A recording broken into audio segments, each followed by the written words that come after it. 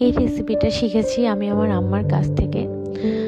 আসসালামু আলাইকুম, কেমন আছেন সবাই? আলহামদুলিল্লাহ আমি ভালো আছি।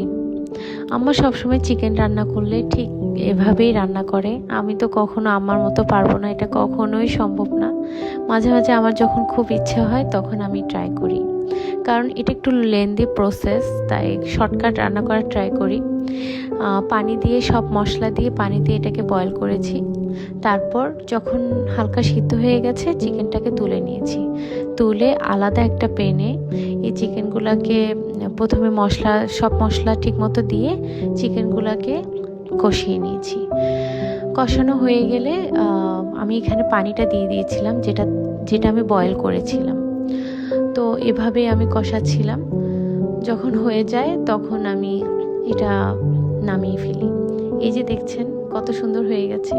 এটা কিন্তু বিন্নি চালের সাথে খেতে খুবই টেস্ট। বিন্নি ভাতটা আমার মেয়ে খুব পছন্দ করে, ভাবলাম আজকে করেই ফেলি। বিন্নি ভাতটা কিন্তু যে কোনো মাংসের সাথে খুবই ভালো লাগে খেতে।